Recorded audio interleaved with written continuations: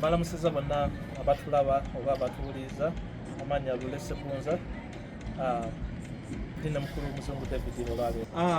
Okusibuka tusibuka Bulemeezi kyalo Kakute kyamiraawo mu Kiyana ngodde ngeki so ndi muna Bulemeezi kadde baawummula bombi omu yawummulira Bulemeezi awo era awo ku kijjaawo twamuziika Balemeezi Lule omukadde omukyala Nzaala ofukamira mu kokatona naye mukadde omuzaala Nzaala yasaba tumuziike ewaffe wano e Buwambo mu Wakiso bwe yawummula emyaka egiyiseeko emabega so ekibuga kyange Buwambo bwe nakulira naye nga okusibuka tusibuka Bulemeezi. Waliwo omwami gwe nagobereranga ennyo ku Radio Uganda omulinako akakwata Biba Segawa kika kyaffe unfortunately yabulawo obuvuzi kiri nnyo mu kika kyaffe naye tetumanyi lwaki tukina naye tulina ekizibu ekyo eky'abantu baffe ababulawo alisa ababulawo abaasooka tumanyi zaali ntalo kubanga baali bajaasi tuli badde nono naye yabulawo wadde teyali mujaasi naye David Segawa kitange. Yes, kubanga ebweru waliyo stress zaayo kati olina okufunayo ekintu kyojjamu emirembe. It's a general eyaffe nga bw'olaba Lingala bwali ow'Abakongo nga bw'olaba R&B bwali ow'Amerika Kadongokamu waffe and we ought to embrace it kubanga babuuza which kind of music you playing ewamu I can comfortably say Kadongokamu nga nkubiraamu nensikayo gwensikayo. America eri advanced, okay? Yes. America emaze emyaka 2 since independence plus. So America eri advanced. It's very hard comparing nayo. Naye balina music genres nyingi of which country music efaananyizanga ku Kadongokamu byebyefaananyizaako bakuba ndongo buli ayimba music yo alina okuba nga amanyi okusuna gita si bye bino byowulya walala DJ n'asuulamu alina okuba nga amanyi okusuna endongo akuba eŋŋoma so bali very developed balina museum eyaabwe balina Nashville Tennessee nga base yaabwe music gyeyatandikira and they embrace that area.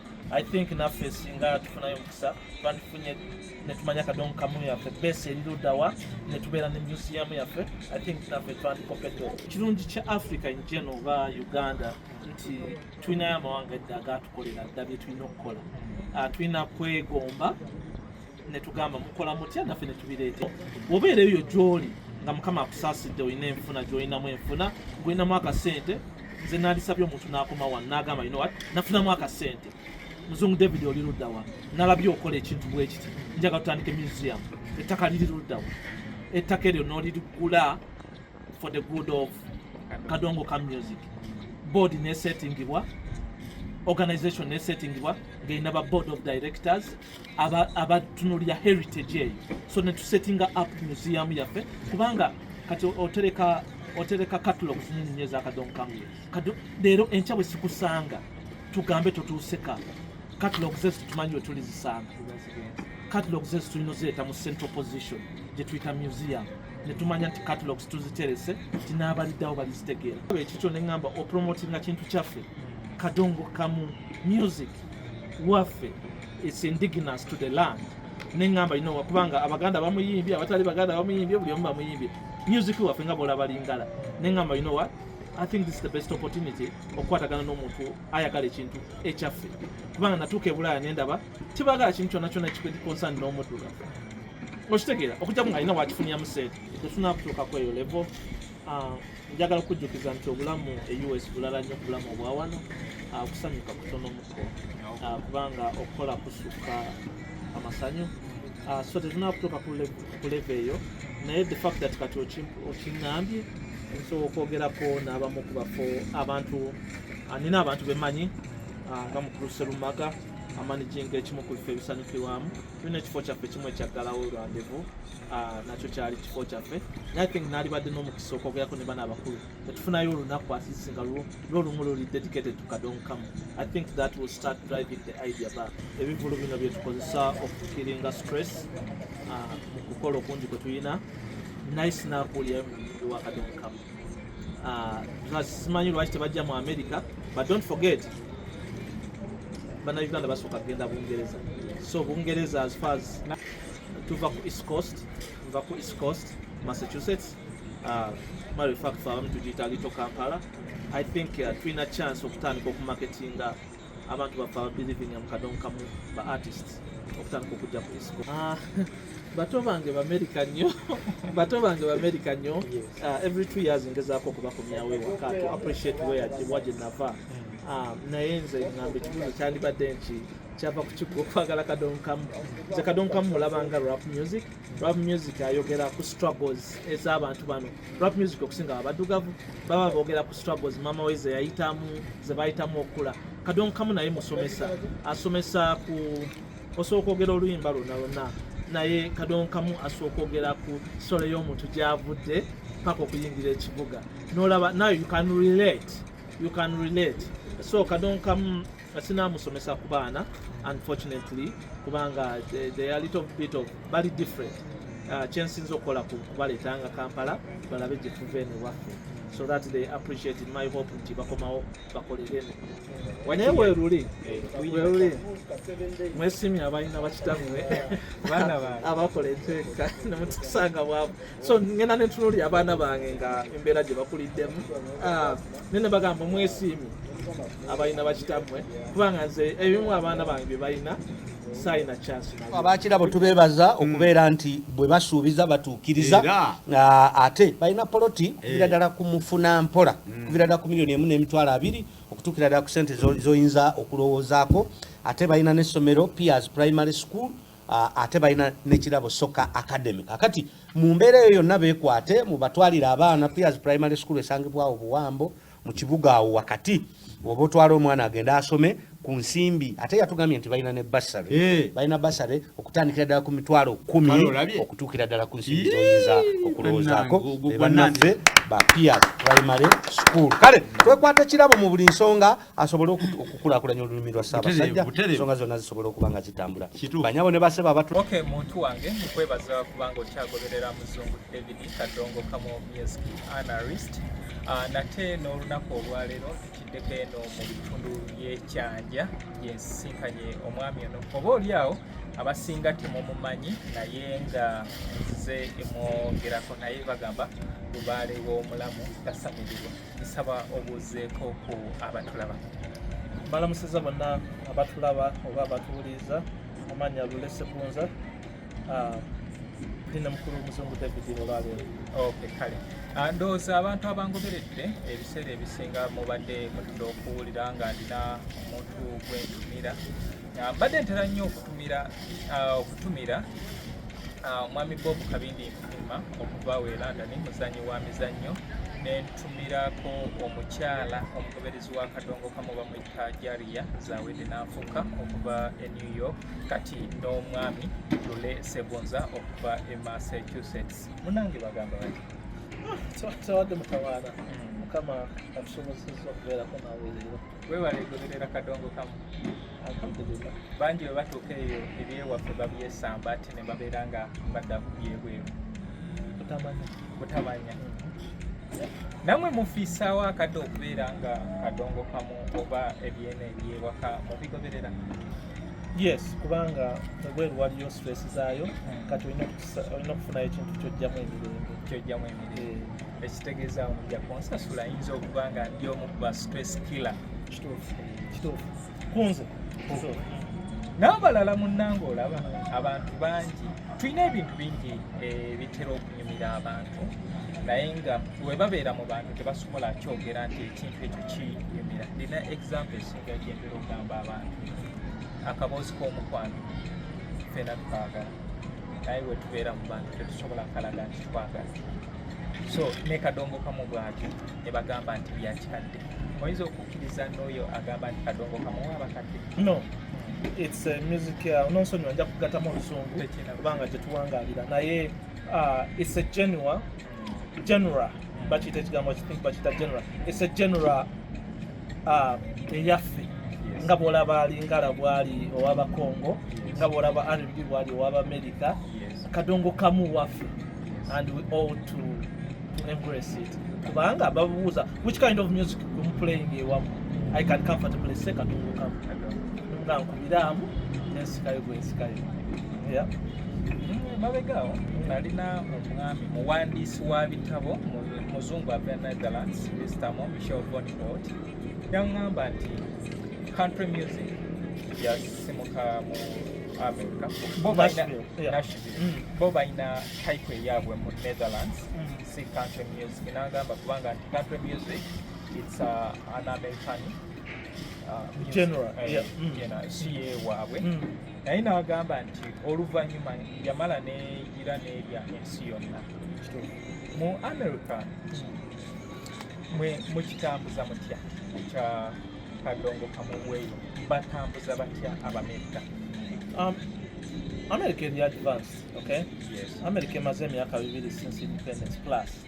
So America eri advanced. It's very hard comparing nayo. Naye balina music genres nyingi of which country music efananizanga ku Kadongokamu byebyefananizaako bakuba ndongo buli ayimba music yo alina okubanga amanyi okusuna gita si bye bino byowulya walala DJ n'asuulamu alina okubanga amanyi okusuna endongo akuba eŋŋoma so bali very developed balina museum eyaabwe balina Nashville Tennessee nga base yaabwe music gyeyatandikira and they embrace that area. I think naffe singa tufunayo omukisa twandifunye netumanya Kadongokamu yaffe base eri luddawa netubeera ne museum yaffe I think naffe twandikopeddwa. Olowooza kiyinza twetaagisa ki naffe e Uganda okubeera nga tulina ebyaffe ebiraga ebintu byaffe kubanga kyeneekakasa nti obudde buno bw'oba tonoonyeza muzungu David osalongo Kadongokamu n'abantu abatonotono abakuumye ennono oyinza okuba nga tokyasangawo kintu kya Kadongokamu kyonna naye ng'ate ogenda e Tennessee ogenda kusanga nti abayimbi baabwe bagenze babagulamu ebintu ebyenjawulo waliwo n'abayimbi obuyimbi ng'alina museum ebyekati ng'omugenzi John Cash alina museum then ne bakola museum ez'enjawulo nga zikwatagana ku music Kadongokamu weeyo kubanga waliwo birthplace of country music in Nashville ne wabeerawo eyo music museum laba erinnya ndyerabidde naye nayo eri Tennessee Nashville mabegaawo nayogerezeganyako nabo then ne bateekawo balina nezi conferences every year in Nashville. Fe e Uganda twetaaga ki? I think Uganda tukyalina chance kubanga ekirungi kya Africa in general oba Uganda nti tulinayo amawanga edda agatukolera dda bye tulina okukola tulina kwegomba ne tugamba mukola mutya naffe ne tubireetera I think bwe tusanga bannaffe mukama baasaasidde abalinamu akasente sikyakkiriza mu bibiina twegatte tusondesonde tubeeko tutuuka no obeereyo gy'oli nga mukama akusaasidde olina enfuna gy'olinamu enfuna ng'olinamu akasente nze naalisabye omuntu n'akoma wano n'agamba you know what nafunamu akasente muzungu David oli luddawa nalabye okola ekintu bwe kiti njaga tutandike museum ettaka liri luddawa ettaka eryo n'oligula for the good of Kadongokamu music board nesettingibwa organization nesettingibwa ng'erina ba board of directors abatunulira heritage eyo so netusettinga up museum yaffe kubanga kati otereka catalogs nini eza Kadongokamu leero enkya bwe sikusanga tugambe totuuseka catalogs ezo tumanyi we tulizisanga catalogs ezo tulina ozireeta mu central position gye tuyita museum ne tumanya nti catalogs tuziterese nti n'abaliddawo balizitegeera bantu bangi abakyakola Kadongokamu up to today but I think we need to get a central location we tuleeta catalogs zaffe ne tutandika okukola ki okuzitereka kubanga most of you people muli willing okuzisharinga with the museum free of charge ne muziwa back to the museum so that music waffe tumukola tumutereka so I deeply think we need to get a central location that's what I believe. Yeah. Kubanga nali neyo Mr. Mo twali tukola interview yaŋŋamba yagendako ku National Museum n'asangayo nemubuuzaku music waffe nemubuuza nti olinayo ebitereke ebyaffe ng'ebya Kadongokamu ebiriyo by'omanyi yaŋŋamba yasangayo pieces 20 so nga music e Uganda yatandikira ddala mu myaka gy'asatu Israel Magembe ne bajja mu myaka gy'ana batandika okuyimba Eric Wamala najja mu 5, Christopher Sibatuka najja mu 57 awo ne tutegera nti Kadongokamu atandise naye nga bakulaga nti eyo ye national etwale eggwanga pieces 40. Muzungu David nze nga nze weziba tapes ndina over 2000 zenkumi, ndina amayinja n'ebirala yes nemba nga mbiterese then ne bine ebiwandiika ebyafaayo byennyini ebiwandiika nemba nga nabyo nkoze ki mbiterese.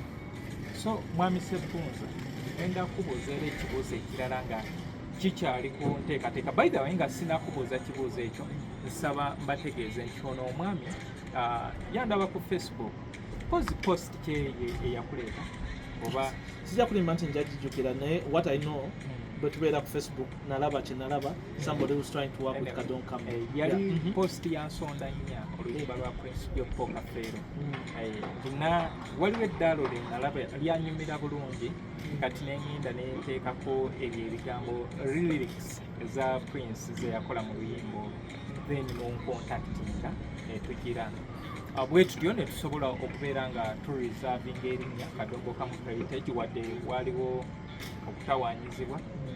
So njagadde bwe obwagazi n'obumalirivu obw'okugamba nti kanegatte ku Muzungu David tubeere nga tutambuza ekintu kinwabujjawa. Nja kutandikira emabega mu bulamu bwange. Yes. Bwe ntuuka e Bulaaya emyaka 14 emabega nasanga nti abazungu tebalina mannya gaffe naye ffe tulina amannya gaabwe. Awe nagambira ekitegeeza tuli mu karinga amannya g'abantu balala nga tulina agaffe. So bwe nasanga era nsobola sikyalina linnya z'omu kumanya gaabwe. So bwe natuuka bwe nalaba ekikyo ne ŋŋamba opromotinga kintu kyaffe Kadongokamu music waffe it's indigenous to the land. Ne ŋŋamba kubanga Abaganda bamuyimbye abatali Baganda bamuyimbye buli omu bamuyimbye music waffe nga bw'olaba Lingala. Ne ŋŋamba what I think this is the best opportunity okukwatagana n'omuntu ayagala ekintu ekyaffe kubanga natuuka e Bulaaya ne ndaba tebagala kintu kyonna kyonna ekikonsani n'omuddugavu. Okitegeera okujjamu nga alina wakifunyamu sente. So nze awo desire we yajja ne ŋŋamba what how can I pitch in to help this gentleman okulaba nti atuukiriza ekirooto kye and see how kale nze awe nafunira interest.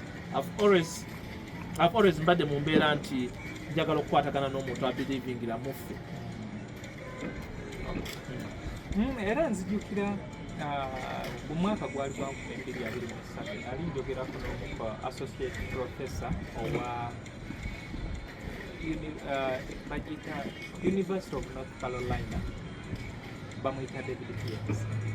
Angamba nti asanze abantu abayinza okubeera nga bakkiriza mu bintu by'abaddugavu naddala music asanze yayamba abantu balinga 8 Uganda ng'ali omu kubanga yatuukirira n'abayimbi ab'enjawulo nga bamusaba ssente okubeera nga asobola okubakolako interviews. Bamusaba ssente twasikana naye wangulukuku alina bagayi babiri be yangamba abali e Nigeria, omulala ali Ghana n'omulala ali South Africa. Be bantu nga abatambuza country music omu Africa okulaba nti asobola okuva ku ddaala bino kwali okutuuka ku ddaala eri. So kyebagamba nti ne mu Nigeria waliyo country music, ne Ghana waliyo country music. Yes. Kasita music oyo aba atambulira ku ndongo yaffe. Manyi ffe tuli Kadongokamu kiviira ddala ku wakita lwakuba nti kati we twatuuka byasenguka bateekamu ebivuga ebirala naye era bo interest yaabwe abazungu abo benyumizaako nabo si music ono aliwo buti kubanga tebamuyita Katono tebamuyita Kadongokamu gwe boogerako yoyo myaka gy'ataaga okutuuka ano ku 9 nga kikola kitandikiriza before nga tebanakuyingiza mu band. Yoyo ye music box gwe beetaaga era n'omuntu gwe banoonya ayinza okubeera nga bakolagana naye banoonya muntu asobola okubeera nga akola music yoyo. So mwami Lulese Gonzo otuuse e US otandise okwagala ekintu kyaffe okipushize bannaffe abalala abaliyo bo Kadongokamu bamwogerako batya mulina we mutuula ne mugamba nti kati tugenda kubeera wano tunyumirwemu ekyewaka oba tetunakutuuka kweyo level. njagala okujjukiza nti obulamu US bulala nnyo ku bulamu obwa wano, okusanyuka kutono muko, kubanga okukola kusukka amasanyu, so tetunaba kutuuka ku leve eyo, naye the fact that kati okiŋŋambye nsobola okwogerako n'abamu ku bafo abantu, nina abantu bemanyi nga mukulu Serumaga amanaging ekimu ku bifo ebisanyukirwamu. Tulina ekifo kyaffe kimu ekyaggalawo rendezvous, nakyo kyali kifo kyaffe. I think naalibadde n'omukisa okwogerako ne bano abakulu netufunayo olunaku atisi nga lwolumu luli dedicated to Kadongokamu. I think that will start driving the idea back.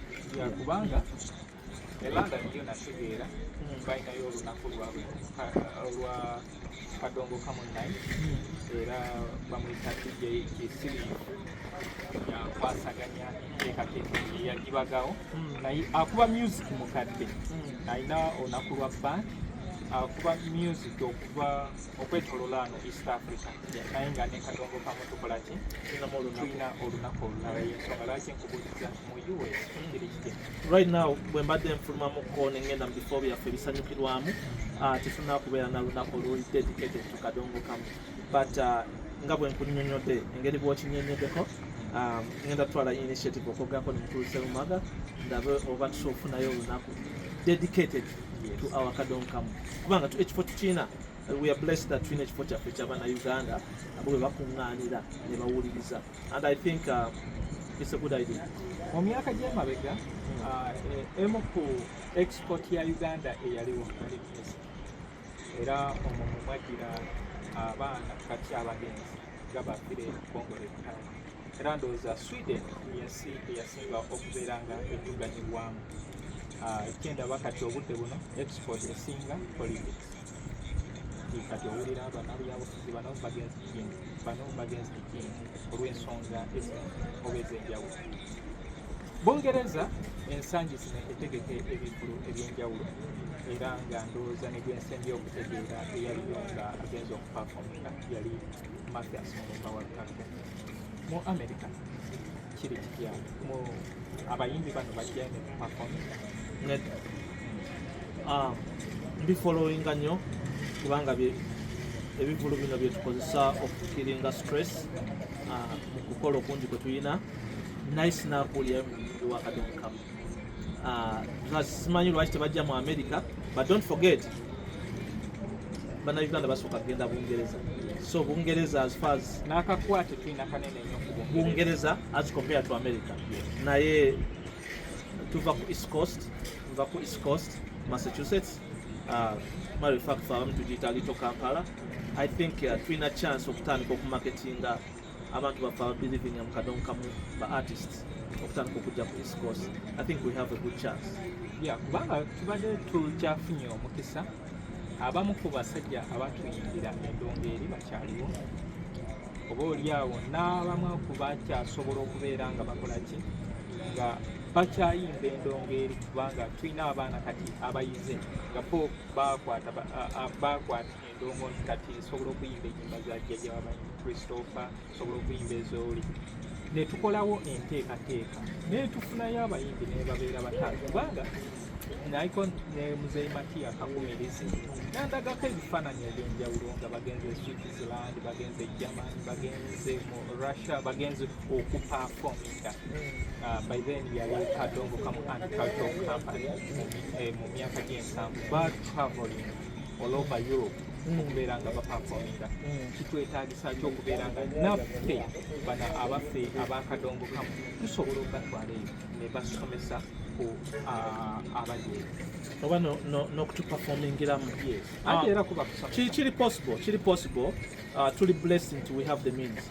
Bannayuganda bangi bafuuse batuuze ba Amerika mu mpapula, mu butuuze, mu ba citizens, so invitations zisoboka, tusobola okuinvitinga abantu. I can invite somebody nsobola okubasuza mu maka gange nga batuuse tutasasula na wooteri. That is very possible. Naye ate tulinamu n'ebitongole ebyaffe ebirungi nga UNA, they can basotuwayo slots ne bawanga invitations abayimbi baffe aba Kadongokamu. I think the issue is the approach. Tulina okutandika okuapproachinga nga mukulu muwanga y'omu ku bakulira UNA causes, tulina okuapproachinga waliwo UNA endala ne tutandika okuba approachinga, and we create these linkages okulaba nti tutandika okwogera nabo officially that I think this is a genre gye twagala efe. Do you mind every year bwe muba mu inviting abayimbi n'abayimbi baffe muba invitingireko aba general ene representing Uganda, because it's Kadongokamu waffe gwe tukuba, it's so specific to Uganda, this motherland. So I think I'm blessed to be able to speak to Alice Mukuru Muwanga wa Yuna Causes. I talk to him most of the time. Netwogera ku bintu. Yuna eri endala yo sina yo contact. Nina representative for Massachusetts. At least yes for reaching out. Nina contact ye. Tuso okutandika okubategeka aba bali ready okwagala performing that mu America. Netwandika okulanga tubawo invitation. So it's something you can start working on. Then ekirala music eno tumutwala Kadongokamu ng'omusomesa gwe tutasasulira bisale, era abasinga akugamba nze nakulira Kadongokamu, oli nakugamba nze ekyanjagaza Kadongokamu yali jjajjange gwe nabeeranga naye namutambo eyambuka, yayagalanga nnyo oluyimba jjingi, era we nakula nensigala nga nnoonyereza ekyo. Mwami Ssegunza, bato bange obaagazizza ku kintu kino? Bato bange b'Amerika nnyo. Bato bange b'Amerika nnyo. Every 2 years ngezaako okubakomyawo ewaka to appreciate wagye nava. Naye nze ngamba ekibuuzo kyandibadde nti kyava ku kigo okwagala Kadongokamu. Nze Kadongokamu mulabanga rap music. Rap music ayogera ku struggles ez'abantu bano. Rap music okusinga abaddugavu baba boogera ku struggles mama we ze yayitamu, ze bayitamu okula. Kadongokamu naye musomesa, asomesa ku osooka okwogera oluyimba lwonna, naye Kadongokamu asooka okwogera ku solo y'omuntu gy'avudde paka okuyingira ekibuga n'olaba now you can relate. So Kadongokamu sinaamusomesa ku baana unfortunately kubanga they are a little bit of very different. Kyensinza okukola kubaleetanga Kampala balabe gye tuva eno waffe, so that they appreciate it. My hope nti bakomawo bakolere emirimu gyabwe. Kati nze mukadde wange omugenzi PK Kalisenga twali tetwagala kuwuliriza mawulire, naye nga yalina akabadi ke yali atera okukola, era nze omugenzi Bale Francis mu myaka gyange egy'emabega nali simwagala, naye ate nagenda okumaliriza nga mwagala kubanga yansomesa amawulire, naye nga muzeeyi yakola ati ateekawo rediyo mu budde bw'amawulire n'avaawo n'agenda agamba omanyi mugenda wegaggwa ng'akomawo nti mubadde mu biki ayogedde ku biki leero, so nga ndowooza nti naawe w'ofunayo akadde n'obeerayo n'oluyimba lw'oyinza okwesibako ne lugenda mu bato bange baddiba ne baba nga bawuliriza oluyimba olwo, kale leero bayinza obutalutegeera, naye at least mu myaka egy'omu maaso ng'atuuse mu mbeera ey'okutegeera ensi ajagamba daddy used to listen to that song. Naye weeruli mwesimye abalina bakitammwe abakola enteeka ne mutusanga bwabwe, so ngenda ne ntunuulira abaana bange nga embeera gye bakuliddemu nene bagamba mwesimye abalina bakitammwe, kubanga nze ebimu abaana bange bye balina saayina chance nabyo. Tuddeyo mu bulamu bw'emabega oluyimba olwo nange nali ntera nnyo okuyingira Edina Bible, ndowooza oluyimba lwe yali asinga okwagala oluyimba lwa Free Africa y'okusoma, ng'agamba gayize tudadi nti buli kadde obeera ozanya akayimba ako, naye nga nkikola kigenderere nga njagala lukole ki lumuyingire, n'abeera n'oluyimba lwa Livingstone Kasozi gw'emisika wange. Ennyimba ndowooza n'olwo olw'abaana bange ziri nnyimba nga 3 ze yali amanyi, ng'ezo zo ng'akola ki azitegeera, era nga embandudde ozizannya agamba nti dadi akayimba kaffe kali nga tokyakazannya, naye nga ekitegeeza nti ntandise okukola ki, ntandise omusika. Mwami Ssegunza, wano ozaalibwa? Okusibuka tusibuka Bulemeezi, kyalo Kakute, kyamiraawo mu Kiyana ngodde engejje, so ndi muna Bulemeezi. Omukadde abakadde baawummula bombi, omu yawummulira Bulemeezi awo era awo ku kijjaawo twamuziika Balemeezi Lule, omukadde omukyala nzaala ofukamira mu kokatona naye mukadde omuzaala nzaala yasaba tumuziike ewaffe wano e Buwambo mu Wakiso, bwe yawummula emyaka egiyiseeko emabega. So ekibuga kyange Buwambo bwe nakulira naye nga okusibuka tusibuka Bulemeezi. Waliwo omwami gwe nagobereranga ennyo ku radio Uganda omulinako akakwata David Biba Segama.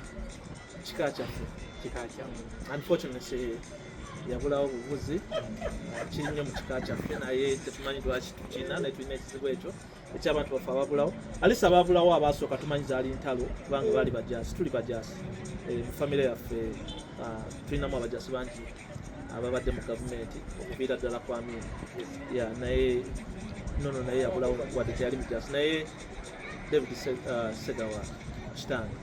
David Diba Segawa era ndowooza lumu nali ku programu webanyumizaako ku omwami David Diba nabutya olunaku lwe olwakomeekereza okubeera mu bulamu bangi ne beebuuza nti muzungu obeera obijjako. Ekibuuzo ekirala agamba Kadongokamu w'abakadde okkiriziganya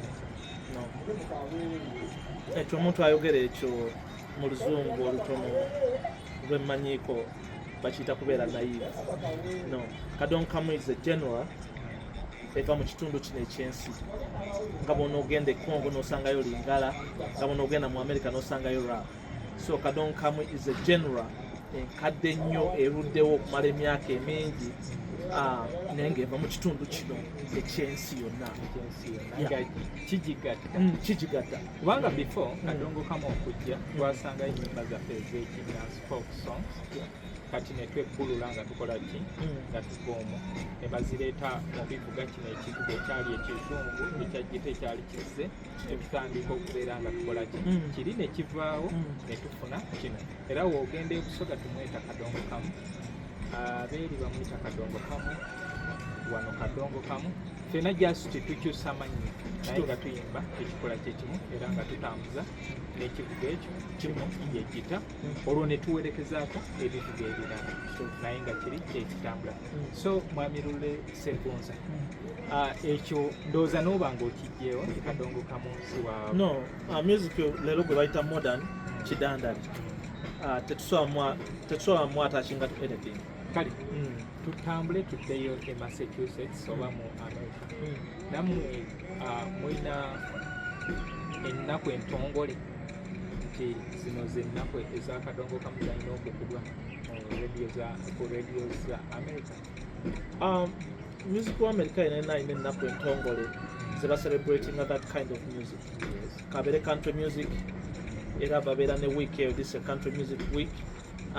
So wali ennaku entongole bo baziforminga buforminzi of which naffe tusobola kikola wano. Baserabidde olunaku lwa Kadongokamu mu nsi yonna tuli 19th of September olunaku lwa Kadongokamu ne bagenda ne bakola ebintu nga bajjukira waliwo olwoti luno baluyita 8-track day nga bajjukira eyo 8-track yali tape yali ya dakika 9 yali esingako eno kati butepu buno obutono bwe tulina kati ne bateekawo ebintu ebyo naye ffe wano e Uganda kankuloopere obadde tekimanyi Kadongokamu olwitaweebwayo omulundi ku radio ezo eziba zimuwadde omukisa.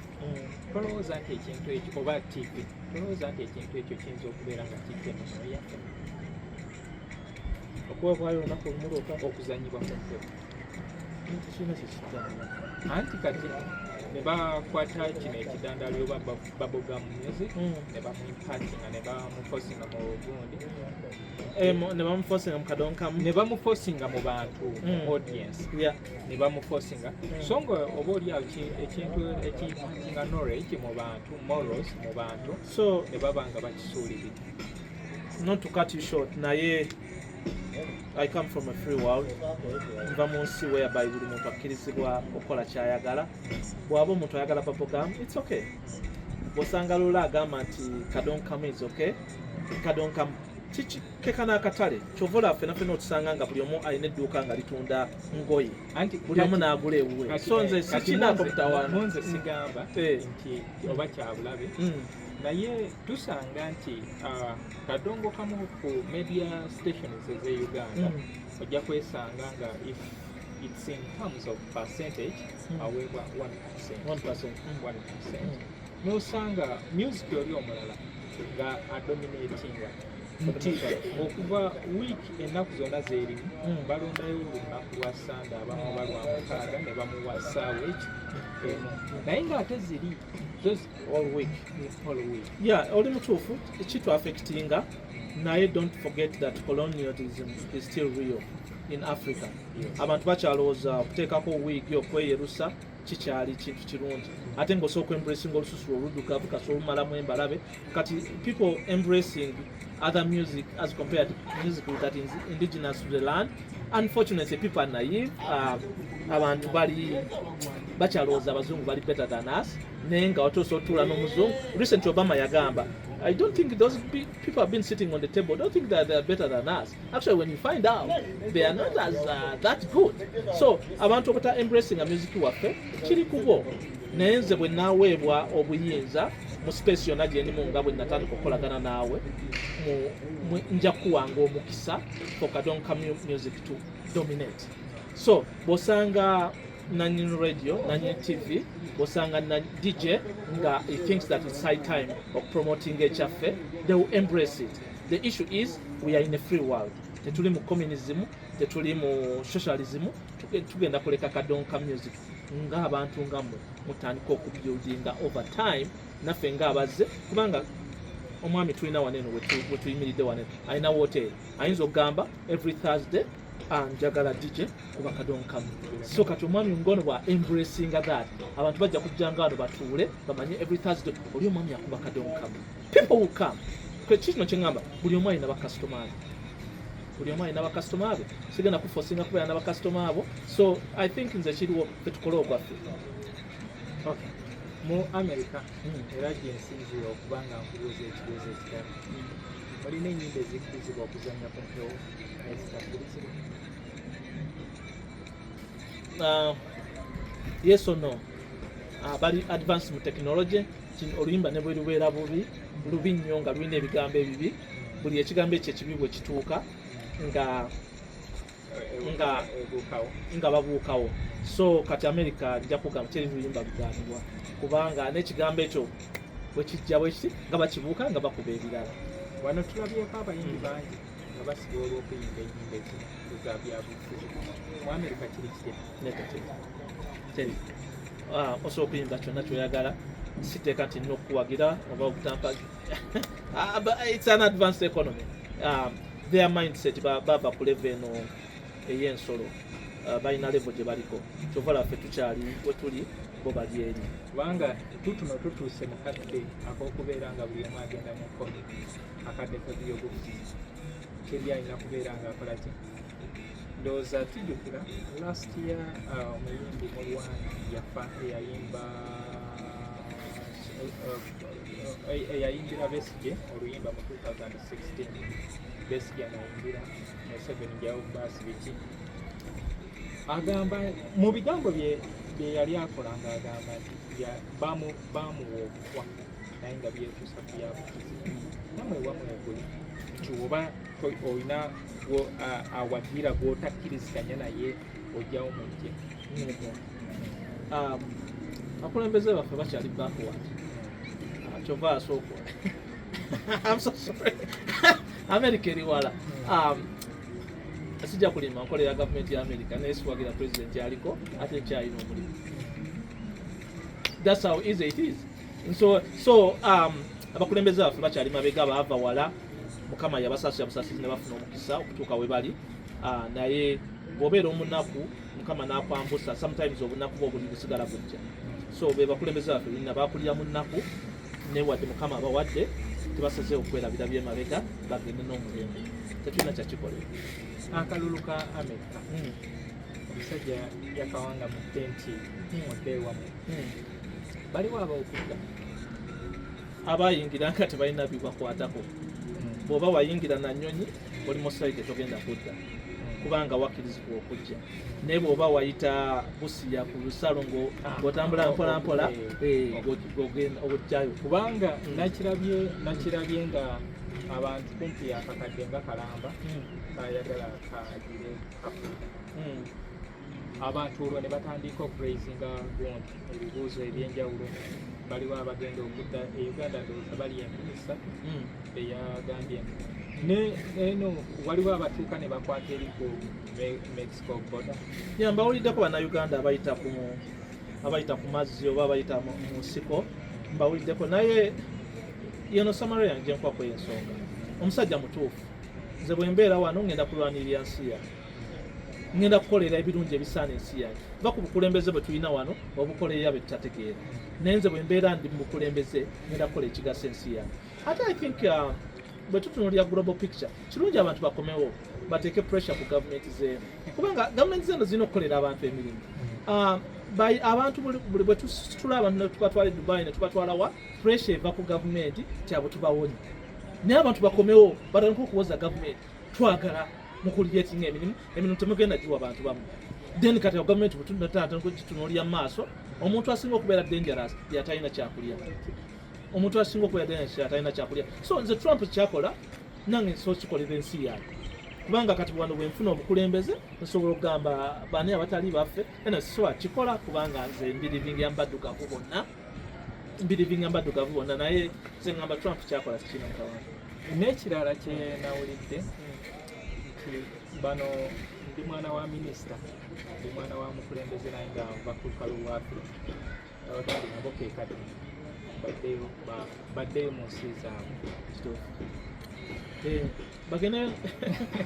Bagende nabo bafeesinge the music, kubanga bw'oba gwe omunaku osafaringa lwaki omwana minisita abeera e Bulaaya nga yeeyagala. I think nabo bakomewo tukwatize wamu. Bagamba kaze kabi ke kakusooka ku bugenyi.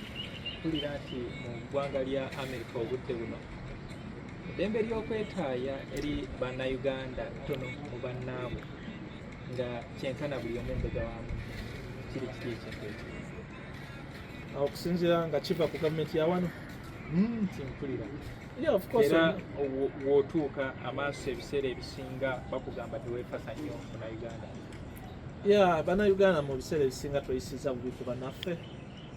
Oli osobola omuleeta ewuwo n'akufuukira ensolo, either n'akola ebintu ebitali biwoomu, so olina okwetegereza omuntu gw'owangaala naye. Ekyo tebakulimbye, tetuli bangu ddala ng'Abaganda, twava ku bintu empisa ez'obuntubulamu ez'obuntubulamu okweyisa obulungi. So bw'oleeta omuntu mu makaago olina okusigala ng'omutunuulira, weesuulirayo gwannagamba, kubanga tulabyeko abakoze bannaabwe ebintu ebitali birungi bingi, ate obuzibu obusinga okubeera nabo twayitiza okwagala ssente.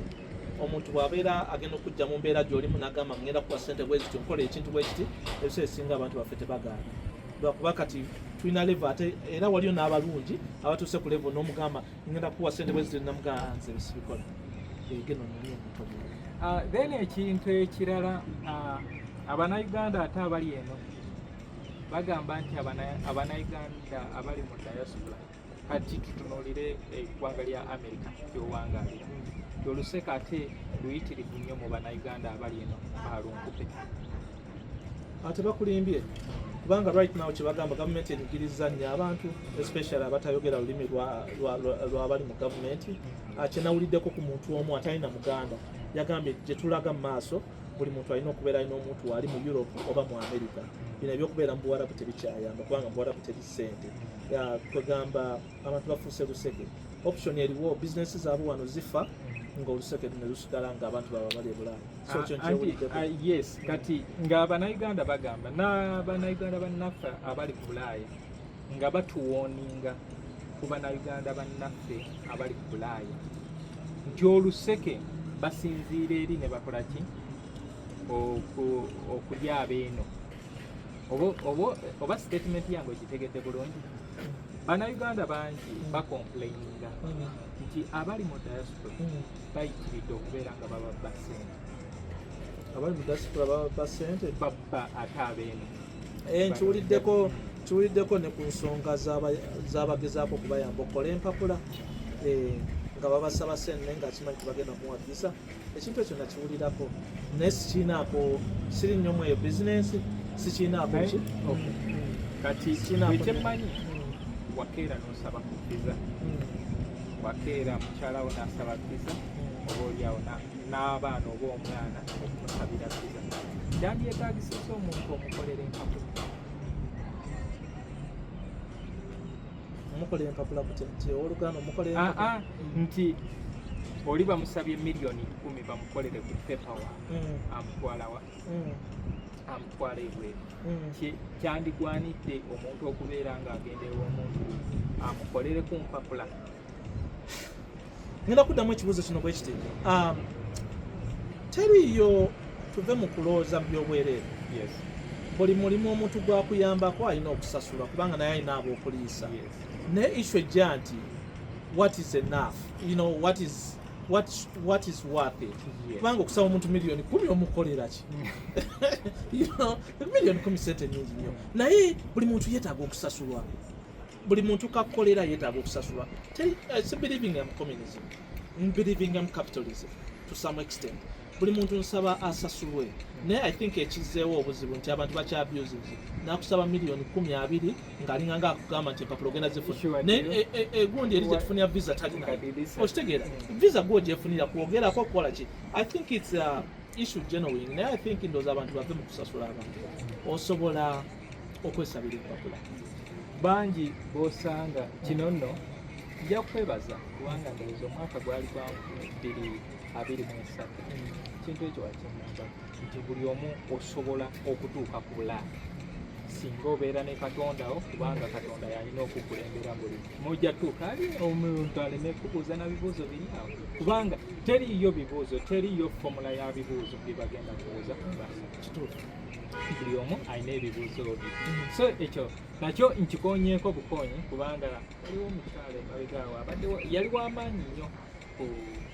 ku TVM wano Uganda naye nga naye bakimutaddeko nti abaana b'ebuwalabu balidde sente nyingi nga basuubiza okubeera nga abatwala e Canada naye nga ye ali US naye abatwalawa abatwala then n'abamu nti we batuuka eri ate bafuuka ba block nsobola okuleeta emirimu giri emirimu mu Amerika gye ziringa we bakyogera emirimu mingi naye olina okubeera n'ebikwogerako olina okubeera n'ebintu byolina okukoleramu emirimu gyegiri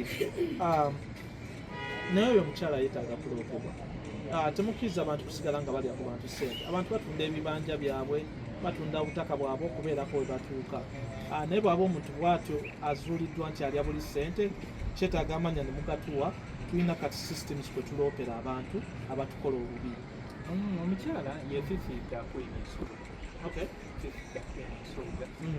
era ne ku mitimbagano bitambudde nnyo mu wiiki nga 2 emabega nga bitambudde nnyo obujulizi buvaayo nti yalya kuono yalya kwoli nga ne screenshots weziri eza messages ezakolaki ezamuweereza ssente ati mwami Lulese Bonza ekirala waliwo muganda oba mwami ayinza okuba nga yeetaaga okujja Bulaaya embeera eryetya ki ekisinga okunyiga omuntu eyakava okubeera nga ayolekera Amerika? ensonga nyingi okufuna wano ofunye visa abazungu tebatwagala olina okubeera ng'olina strong reasons lwaki oyagala okugenda e Bulaaya. Bw'osalawo okusigala e Bulaaya n'ogamba sidda Kampala olina okubeera n'omuntu akuyambako okugaidinga okukwatizaako obulamu okugamba okkirizibwa obusigala e Bulaaya n'ogamba sigenda kudda olw'ensonga z'olina. Oyinza okugamba nti nze ngenda kufumbirwa ngenda kufuna omwami njagala kufuna bufumbo mbikooye nonkoye ebye Uganda oyinza okubeera nga already waifuna obuzibu edda ne gavumenti osalawo n'ogamba you know what gavumenti eno yankwatako yakola ki njagala kusigala. So naye issue olina okubeera n'omuntu akuyambako to guide you through the wave ey'okusigala mu Amerika. Obeera tolina muntu osanga obuzibu kubanga nsi ndala nnyo. Haso ya Amerika si haso ya Uganda. Haso ya Amerika eringanga bwolaba bannaffe abava mu west n'ava mu west ne banne ne bamuleeta atandika okuyisa e Kampala naye tamanya bantu tamanya ani gwayogera naye so alina okusangawo munne already ali vested already ali e Kampala namuga you know what bw'oba oyagala ekigaali okisanga wano enziga tugijja wano okusula bwe tuti bwe tukola olina weetaaga omuntu oyo akusomera nagamba bwe giba emirimu tukola bwe tuti tutandikira wano n'okusula n'okwambala olina okumanya nti obudde bwe bunnyogoga tugenda waneno wetugula ebintu byaffe ebyobudde obunnyogoga so n'entambula bwetu bwe tukola so bw'otabeerayo na muntu bw'atyo ali redde okukuyamba mu ez'ensonga oyinza osanga obuzibu bulala. Then ekirala Amerika babeera ne targets za visa omwaka kubanga kino nakirabako mu mwezi gwali gwa October Abannakenya nga bakomplaininga nti American Embassy e Kenya Nairobi ekiriza okubeera nga erya ssente z'abannansi era nga bali mu kuteekateeka waliwo n'omukyala consulate gwe basinga okusimbako essira titamye visa woowe naye ng'oba oli awo nti bano abaagala okugenda babeera n'ensonga eziri genuine era batunuulira biki ebyo nti muzungu David nzize nsabye visa era ekintwala muno biki bye basinzirako ku disqualifying.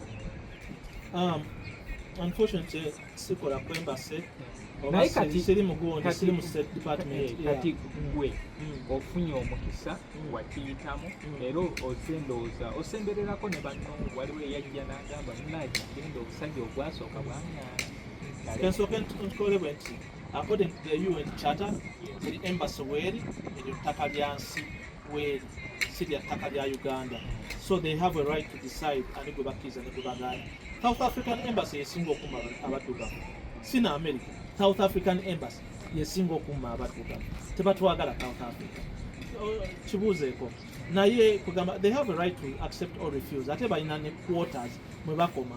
I think abantu basobola okwekalakasa and they make some noise balaba amawulire bawuliriza especially nge Kenya gye balina advocacy kubanga Bannakenya beekalakasa demonstrating about something kubanga kikyamu otwapplyingisa visa ate nga mukimanyi nti quotas zaaweraga obwo bubanga bubbi. I think Bannakenya bo balina that kind of courage okuwakanya that kind of abuse kubanga ate tebalina twabusingira mu Africa. They can abuse us abroad ne Africa is ours. So I think Bannakenya bakihandling beautifully. Naye I think abazungu abo bogenda mu maaso gaabwe they want omuntu atengeredde olina omulimu ogwegasa bank statement etambula kugamba olaga nti olina life bw'olaga nti oli mu kubaatisa bagamba oyinza otuuka erina otukalubiza olwedde tulina eri abastrugglinga ate tetwagala kwongerako so olina okutuukayo nga with a level of confidence ng'olaga teweeguya ng'olaga actually mbayamba buyambi okugendako eyo era nina byenjagala okukolayo ate nkomawo nina ebyokukola nebimala. I think when you go with that confidence nga olaba which is hard kubanga sometimes embeera gye tutambuliramu teyeerimba era bw'ojja ng'oveeyo ng'embeera ekkuba sometimes zibunya ofunira ali amaanyi naye ekyo ekibuuzo kireese nga njagala kuyambako baganda bange be batooza ssente nti ngenda kufunira visa kubanga nze lumu naliko ku embassy emu omukyala ng'owulira kubanga bwe baba bababuuza si nti mudde bakayita kadirisa yes akadirisa kabeerawo naye ate munnaye mwena mubeera mu kikolo kubanga mulimu obuzindalo oconsulate byamubuuza mubiwulira naye nga yaddamu ndooza yali agenda ku meeting fiance we ng'olaba ensonga ze ntuufu kubanga bamumma visa emabega naye ate era ne bamubuuza biki bye yakyusaamu biki ng'olaba buli kimu naye ne bamaliriza nga bakoze mukazi wattu n'atuula omwo ng'akutuse n'agafuluma olaba American Embassy oba embassy endala ye we wantu omuntu wagenda nga musanyufu naye okufuluma woolabira anyway eyo tuveeyo mwami Lulese Punsa obudde bugenze tulina okuba nga twerekereza tubeere nga tukolako ku bintu ebirala naye nga bingi bye twogedde waliwo ekintu Abannayuganda era kye bacomplaininga ku conferences ezitegekebwa Bannayuganda nga yona sente empitirivu ezisasulwa ate nga siggala nti nsasudde okufuna invitation eyo egundi ngenda gifuna visa Abannayuganda nga bagamba nti akasente wakiri kandikendeddeko ne kabeera bit reasonable eri eno munnansi kubanga kyensuubira nti era abasinga abateekamu babeera bava wano waka neyo musasula musasula sente zezimu nga asimanyi sente meka Abannayuganda zebasasula naye nga manyi okugenda mu Unam conference okisasula kubanga lizaali $3 ne bava mu 3 ziringa eziyingidde 5 kati nja kwongera okujjukiza nti capitalistic world oba odealinga ne capitalistic world etali China etali Russia buli muntu alina chance okusettinga price ye bw'oba tozisobola olinda then lwolisobola ononsonyiwa kiringanga kyakujerega naye njagala okujjukiza Abannayuganda nti America eri 4 times more expensive than Uganda. Nti emotoka gyojja ku Japan ng'ogiguze 10,000 mu America ogenda kugula ku mubiri. Sobola emotoka eziva mu America za beyiko. Bo basettinga economy yaabwe bagipaaluusa kubanga osoosanga akayumba akatono nnyo mu America bwe kati nga ka mitwalo 15. Okitegeera omanyi amaka gaffe ag'ebuwanvu ngakulaga mu America bw'ogasanga mu America agatudde obulungi agali ku mitwalo 6 naye ati wanene nagazimbire mitwalo 10. So America eri ku level ndala compared to Uganda. Kati gwe wezo ziranga $3 ebingi mu Uganda naye ate mu America ko batandikira. So kiri unfair nate economy gwetambula. Kati mwami Sekuza nsaba tubeereko n'obugambo obusembayo eri Abannayuganda abatulaba. Ku nsonga ki? Nsonga nyingi. Anti kati tusobola okuwumbawumba tuli mu budde tugenda mu kalulu omanyi nafuna obuzibu emabegakaawo nabuuza abantu ku platform yange ya Facebook bagamba obujjumbize ku mukutu nga butono tubugjewo buli omu najja tuli bize data yafuka wafeeyo omukutu gulimu politics waawo atali bw'oba tokkiriza mu politics tomanyi kyomanyi mu nsi kubanga politics sets your life. Era bw'otawagira politics kubanga abasajja abo batula mu parliament ne basettinga nti oba mulaga agenda kubeera aweerero oba wakusasulira. So nze encouraginga buli muntu amanye ekigenda mu nsi mu ggwanga okwesulira bwannagamba politics oba weekuba sasifudde kubanga politics controls your life.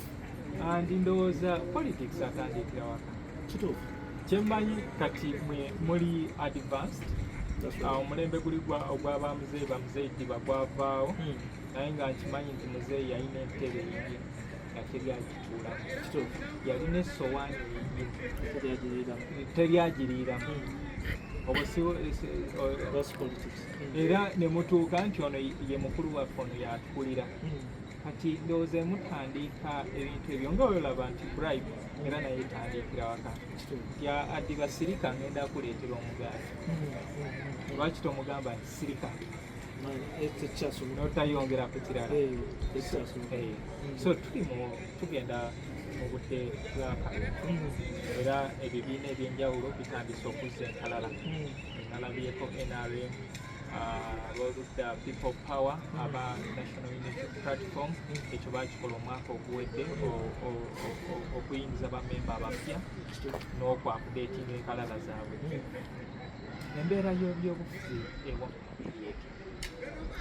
embeera y'ebyobufuzi ewaffe nkambwe nnyo n'okusingako wano kubanga right now tulina omukulembeze atayagala bantu ab'ekikula ekimu era yandisabye nti bave mu nsi yaabwe. So budde bwakazigizigi naye eddembe lye tulina ekirungi kye tulina nsobola okulonda omuntu yenna gwenjagala ate ne bwe sifuna gwenjagala nsobola okukkiriza ne ŋŋamba kale ke tumuwe emyaka 4. Unfortunately nga wano eno bw'otawagira omuntu omu oyinza okuluzinga omulimu gwo oyinza obulamu bwo oba obulamu bwo oba okuteekako omusolo omungi okulemesa emirimu gy'okola. So waliwo enkola ey'emabega nnyo eno gye muwangaalira kikyamu naye simanyi ddi lwekikyuka maybe Katonda bw'ati bwe yatuseetingira obulamu bwaffe obw'oku nsi naye twandisabye abantu batandika okukula kubanga politics ava mu ddiiro. Ne bw'obeera mukulembeze tusobola okukola ddiiro n'abantu abalala ne tufugira wamu buli omu n'abeera happy. naye ndowooza I think ekireeta obuzibu with politics waneeno okubeera nti sikuwagira ate n'otandika okwekotoggera ekyo kyekisinga okubeera nekirimu. Kale bwe tunaddayo ku kisaawe ky'okuyimba olowooza abayimbi baffe okubanafuya nakyo tekiri kimu ku bireese embeera okubeera nga ebifuka gadibengali kubanga boddayo emabega abayimbi bano bakozesa nnyo eddoboozi lyabwe okubeera nga bagambako ku abafuzi ab'enjawulo abaliwo ku myaka giri ku mulembe guno tubalabye nti babateereddeyo ne projects nnyingi eyo project ggulu ate omukulu emabegaawo yabagambye nti ewange noteeyo olowooza ebintu nga bino abayimbi kubanga wooba ompadde ekyokulya ate ffe wano batono nnyo alina courage asobola okugamba nti lule tokoze kituufu ate nga okimanyi nti music atambula vibe wewandiyagadde omusomesa agenda asomesa essomero bagenda asinziano ku radio station eri e Kampala ekintu kituuka eggulu.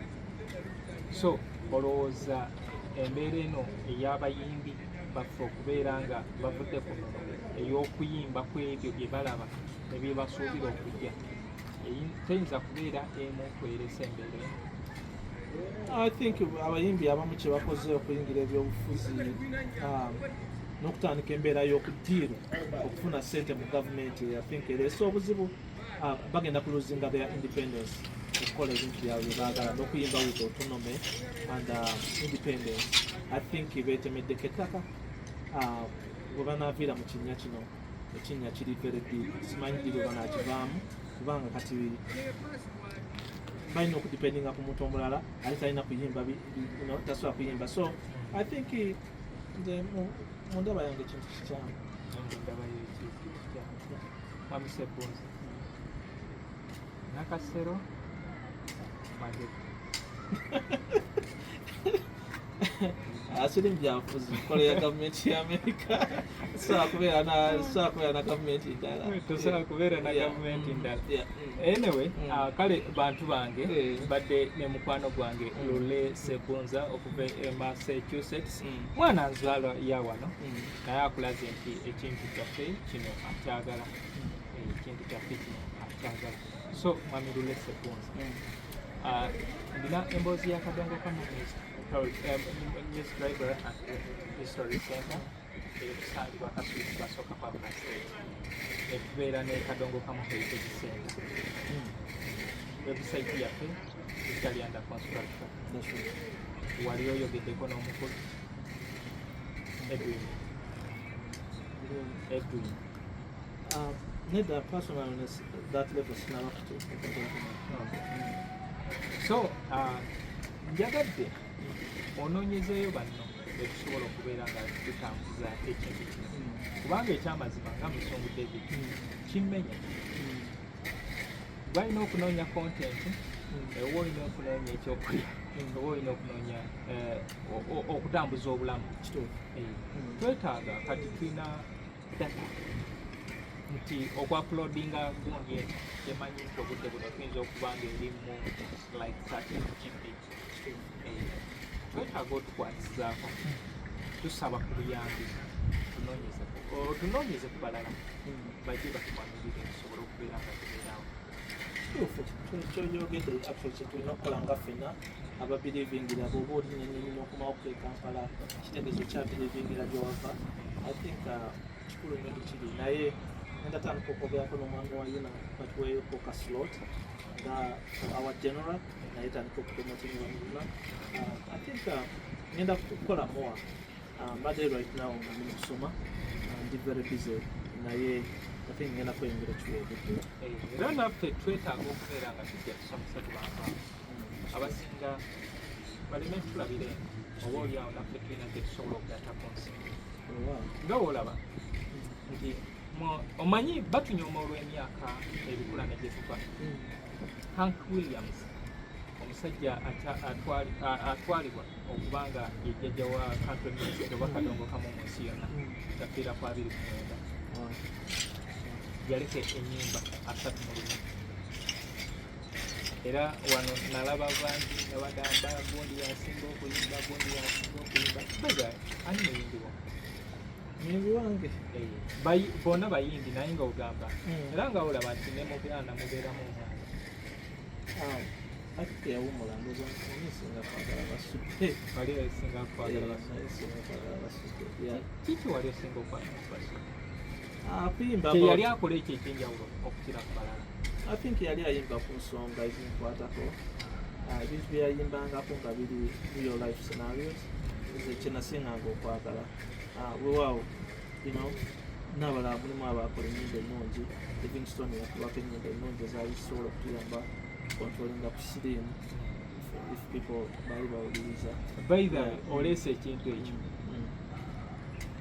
bahonalinga abantu abakoze ebintu ebyenjawulo era ne batuuka abantu ab'enjawulo ne babbulamu ebintu ebyenjawulo nga bisobola okuleeta n'essente mu community oba ne legacy eyo okubeera nga etambula nze sinywa mwenge naye mpulirwa eri ebika by'omwenge nga babibbula mu bantu nga John Walker whisky kika kya mwenge bakibbula mu whisky wano tulina abayimbi abaakola ebintu ebyannaggwano okubeera nga balwanirira ensi yaabwe mu bintu ebyenjawulo okugeza Phile Bongole yeyamye ekiseera batiddeawo yaliyimba ku siriimu era yeyasooka okubeera nga azuukusa abantu tewaliwo wano obulwadde obukulu naye sifunanga lunaku nti Phile Bongole Lutaaya bamujjukira olwo olunaku baluyita Phile Bongole Lutaayadde nga olaba tulina no jananirumu bishop eyatibwa mulembe gwa ery'emboozi bamujjukira naye nga yali mubuulizi wa njiri mubuulizi wa njiri naye nga Phile Bongole Lutaaya yajja neyeewaayo n'alangirira kirwadde kigambibwa nti kyekirwadde ekikyasinza okubeera nga kitta e Uganda mu budde okuva ekyajjira mu myaka gy'ensanvu nga giggwako okutuusa kati naye tebamujjukira tulaba mu Kadongokamu tulina Livingstone Kasubi eyali omuyimbi eyasookera ddala okubeera ku Amerika eri ekirwadde kya siriimu otajjukirwa nakujjukirwa okujjako ffe ababeeraawo n'otwala n'okola kino n'okola kino n'okola kiri abantu basobole okumutegeera olowooza singa abantu bano bakola ebintu ebyenjawulo ne bababbulamu tugeze waliwo obupiira egali kitawa kondo ne bagibbulamu Livingstone Kasozi ne babbulamu Phile Bongole Lutaaya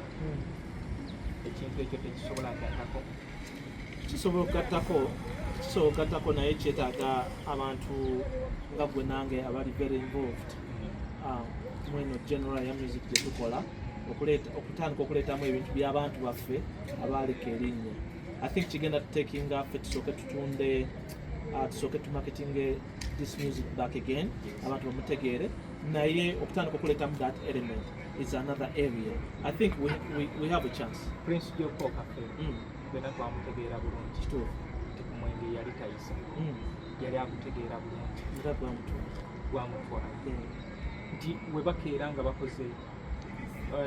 bakoze omwenge Prince oba kafero wallet kafero wine kafero whisky nawe wengulaze nti John Walker bamukolamu omwenge tolaba ekyo nti kisobola okugatta ku community nekigatta ku gavumenti n'erinnya ly'omuntu okusigala nga likola ne famire okusinga okubeera abaana nga batunda balwanira bintu by'abakitaabwe si believing yanyo mu kupromotinga mwenge it's not my thing naye there's a lot of things wali ebintu bingi bye tusobola okuyiya ekyo nayo example nungi naye there's a lot of things bye tusobola okukola okujjukira abantu baffe we still have a chance Hamani Semakula basudde fena tukimanyi bulungi yafiira mu kabenje ka motoka buli bugundi ku nkulungo ez'enjawulo ebintu ebyenjawulo ne babeera nga bateekawo ebintu ebiraga akabi akali mu kubeera ng'ovugisa ekimama naye nga bakozesa bakozesa Hamani Semakula basudde tolaba nti ekyo kisobola okubeera nga kikuma legacy ye naawe awantu we yafiira ekabaale bugonzi ne bateekawo ekijjukizo ne bazimbawo kati nga wetulaba wakoze wano nga ne bateekawo oba hotel abantu basobola okubeera nga bawummulirawo ne bagenda sente ezo ne zibeera nga zidda mu community zidda mu government nga bawummulirawo ne art pieces ez'omugenzi nga basobola okubeera nga bazisangawo. No, great ideas. I think great ideas. Nga bwe twatandikira program nagambye nti ebintu bino abazungu babitukolera affe tugenda tulina ku adaptinga bino ebintu byonna ideas bas building dda. I think tulina kufuna abantu bali like-mindedness ate nga Mukama bayambye abasaasidde n'ensimbi ne batandika okugamba how about this idea ettaka eryo liri available Kasubi weyafiira if you adopt it osobola tuterawo monument osobola tuterawo ekijjukizo just over Hamad Basooka drive, you know, kwa abantu batuuka okubuuza who is Hamad Basooka. The mere Google search about Muhammad Basooka that keeps the name going. So I think China options. As long as tukyali balamu, we're gonna do what is good for the general. Okulaba nga tugidivide. Mukama ali kusaidia. Kale baganda bange sibula kuba abatulaba. Bonna abadde batuwuliriza mu programu eno mwe bali kutujoininga. Don't feel ashamed of Kadongokamu. Si music w'abakadde. It's a genre eyatandikira wano mu nsi yaffe Uganda. Just support it nga bw'owuliriza music omulala, nga bw'owuliriza lingala, nga bw'owuliriza music gw'omuli ono gwe tuyita kidandali. I mean, just embrace it. Beera ng'okubayo akayimba nga Samu wange. You know, that keeps the music going. N'ate n'ekirala muyiga okusasulira services. Buli bw'owuliriza music yo ng'omusasulira kiyamba music yo okukula. So bwentyo bwe nsobola okusiibula baganda bange. Twali tulowoozeza nekyo bazimbira app music yo yabe nga agulibwa kubanga ngina omukutu omwami bamuyita James Anson aba Tennessee ye yandaga butya bwe basobola okubeera nga bafuna mu Kadongokamu waabwe. Bataddewo ebintu ebiza mu community oba ebintu ebigatta mu community bataddewo amasomero naye nga ssomero lya Kadongokamu strict weegali ne bateekawo nti kati bano bakubi ba bivuga weebali eryo lisomesa bivuga then ne bateekawo ezo zi app omuntu osobola okubeera ng'odonatinga ogenda n'obuwuliriza oluyimba tugeze nti olunaku okuwuliriza ennyimba ku app eyo osasulayo 10,000 n'owuliriza ennyimba zonna zoyagala. I think ekyo ekintu kyasobola okukikola ku kadongokamumusic.org website gye twaggulawo. We already gazetted the website. Tulina okusigala nga tugidevelopinga ebeereko ne element ya app.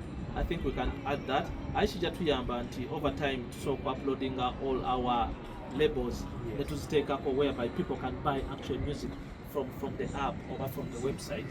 Over time I think tusigale nga tukolagana kano kekadde kendowooza tulekeraawo okubeera ng'ebyaffe ate abazungu be batutegeerera obadde okimanyi nti music waffe asinga avunaanyizibwa ku bazungu. That's sad. Articles eziwandiikiddwa ku music si zaffe bannansi wano abantu bali mu Amerika bajja wano ne bakola research ne bakola ki ne batuwandiikako era nzijjukira waliwo omukyalo omu yajja wano n'akola research ku best selling sold albums wano mu Uganda eza Kadongokamu mwalimu Sam Ellis naye lwakuba yali mulungi nga ajaniriza ne bateekawo nti ayagala okola submission oli free okubeera ng'otukontaktinga netukola ki naye nga bazungu be bali ano. Ndabye ebitabo ebyenjawulo ebiwandiikiddwa ffe tetulina bitabo byaffe ebyongera okubeera nga bisomesa abantu naye bazungu be bakoze eki be batuwandiikira lwaki tetukiteeka mu ffe. Nze nawandiika ekitabo emboozi ya Kadongokamu ekitundu ekisooka nawandiika 2018. Obuzibu bwe tulina I think tulina kubuildinga abantu kutegeera kintu kyaffe. Over time ojja sangayo omuntu alinganga Sebunza naye ali vested ali willing to contribute something. Nga bwe nagamba this fundraising sometimes z'abantu kubeegayirira naye bw'osangayo omuntu nga nze n'omuntu omulala, people will make a contribution. Unfortunately, Amerika bwe batyo bakola fundraising sizirabye nnyo, naye ojja kusanga amalwaliro agasinga nga baliyita Shapiro Yowaki building biki family emu yakwata bukwasi sente newaayo ekyo kikolebwe. It wasn't a fundraising. Ne family yawaayo buli sente. I think tulina okutandika okugenda nga tunoonya bannayuganda ne tubanyonnyola what we are trying to do, what we are trying to achieve. I think ekisinga okuleeta obuzibu nti amazima matono e Kampala wano omuntu afuna sente actually nga ayagala sasulira abaana be school fees oba kugula amataka ge, naye bw'oba otandise okwa-approachinga abantu nobagamba I'm doing this kind of project, can you come on board? Ate nga personally I found you very honest mu byokola mu all what you do. I think tulina okutandika okubeera nga tulina targeted approaching and fundraising. There are a lot of Ugandans that are doing extremely well, naye nga tebakumanyi oba tebabimanyi bino, and they would love to be part of something that kibamanyi kigenda kukuuma heritage.